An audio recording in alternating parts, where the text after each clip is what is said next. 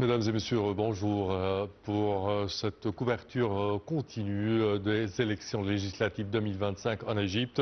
Et alors, depuis hier, chers téléspectateurs, les Égyptiens se rendent à nouveau aux urnes pour le nouveau tour de la première phase des législatives 2025.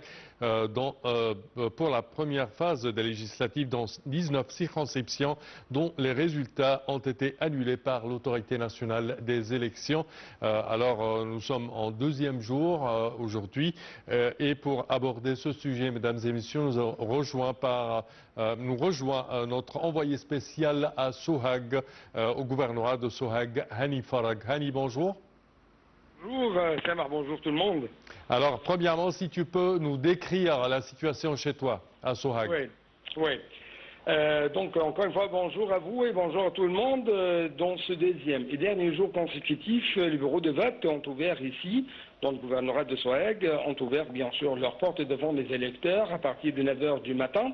Le calme a régné partout jusqu'à maintenant. Il y a un faible afflux de la part des électeurs dans les premiers temps du matin vers le bureau de vote. Mais ce qui est remarquable chez la scène électorale, c'est qu'il y avait un engagement clair de la part des institutions exécutives d'appliquer les instructions de l'autorité électorale nationale pour éliminer toute forme de propagande à proximité des comités électoraux pour assurer quand même une expérience de vote bien organisée à Sohag. Il y a des tentatives de la part de la police ici qui sécurise le processus électoral pour empêcher toute violation des silences électorales. De sa part, le gouverneur de Sohag a expliqué aujourd'hui que le processus électoral a commencé son travail sans aucun obstacle dans les 7 comités généraux au niveau du gouvernorat, avec un suivi attentif et en temps réel du processus de vote dans les centres, les villes, les quartiers et les villages du gouvernorat de Sohag. Toujours dans le cadre d'une surveillance, plutôt une sorte de vigilance 24 heures sur 24, le gouverneur a confirmé l'existence des lignes directes de communication entre la salle principale des opérations, les sous-salles de tous les centres et les directions des unités locales du gouvernorat pour suivre la situation régulièrement et pour assurer la régularité du processus électoral dès les premières heures de leur lancement. Selon les autorités du gouvernorat de Sohag également, cette activation de la salle des opérations centrales se fait non seulement pour suivre le processus électoral moment par moment, mais aussi, et quand même, elle est en coordination avec les unités locales et directions de services qui se trouvent partout au gouvernorat de Sohag, mais aussi pour surveiller toutes les observations, toutes les remarques, pour travailler à les résoudre immédiatement. Il y a une confirmation des différentes institutions responsables du processus électoral qu'elles se trouvent toujours à la même distance envers tous les candidats. Leur rôle se limite seulement à organiser, à sécuriser le processus électoral et à assurer la présence de toute la logistique liée au processus de vote. En fait, la direction de la sécurité de Sohag a effectué un déploiement intensif de sécurité, des patrouilles qui roulent partout avec le début de la phase de cette réélection, comme vous avez bien sûr mentionné. Bien sûr, la direction de la sécurité de Sohag a renforcé, a déployé les forces de sécurité, les groupes d'intervention rapide en améliorant les services de circulation dans tous les centres, les départements, les axes et les routes menant aux sièges électoraux, pour imposer ainsi un contrôle de sécurité pour arrêter le hors-la-loi et le contrevenant aux règles électorales.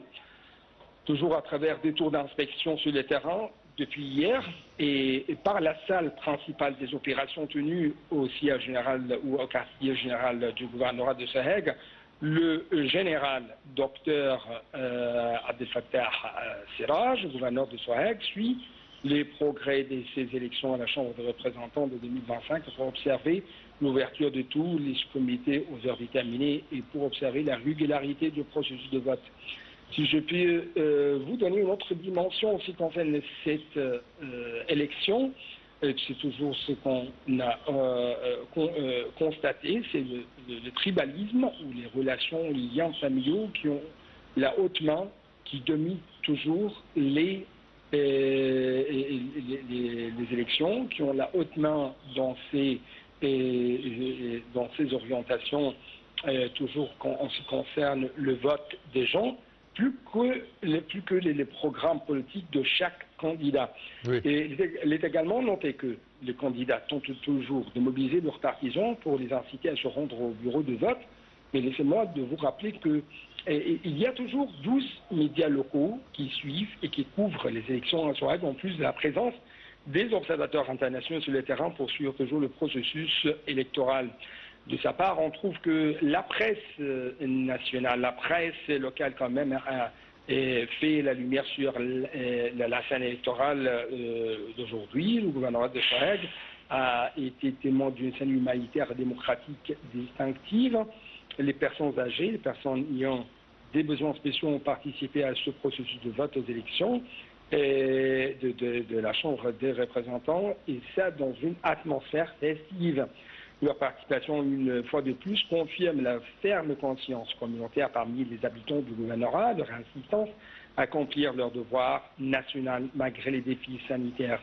Cela, bien sûr, si je peux dire, coïncide avec la participation toujours notable de la part, notamment des femmes, devant le bureau de vote. Hier, par exemple, le matin et midi, ce qui a été observé, c'était quand même le cas qui règne sur le processus électoral et un afflux un peu, si je peux dire, faible d'électeurs vers les urnes. Mais après-midi, nous avons constaté une hausse dans le taux de participation des électeurs. La participation s'améliore quand même avec les dernières heures du scrutin. Donc nous parlons que, selon les prévisions, il y aura une sorte d'amélioration des taux de participation de la part des citoyens ici à Sohag.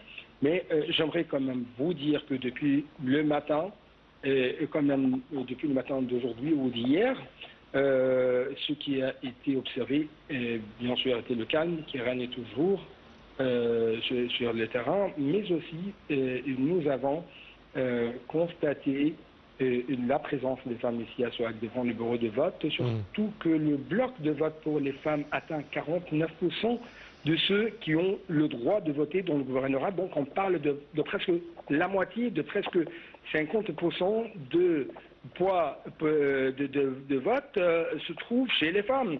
Donc également, il y a une autre, si je peux dire, une autre scène ou un autre aspect des élections ici.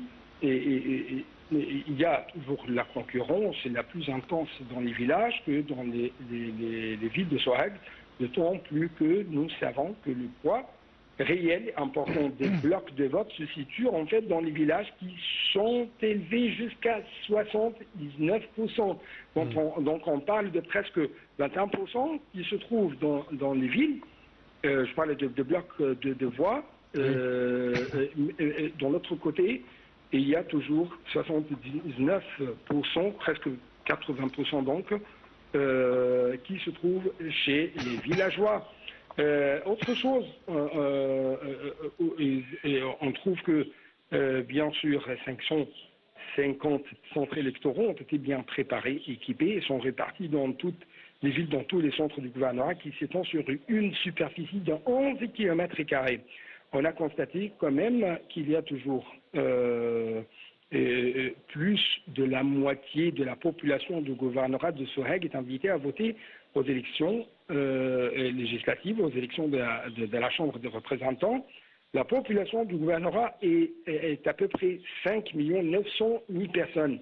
Les habitants travaillent toujours principalement dans l'agriculture et les industries manufacturières, raison pour laquelle on trouve que dans les premières heures du matin, il n'y a pas un grand afflux de la part des électeurs, mais dont, si je peux dire, entre des guillemets, dans la deuxième moitié de chaque jour, on trouve une sorte d'amélioration de taux de participation.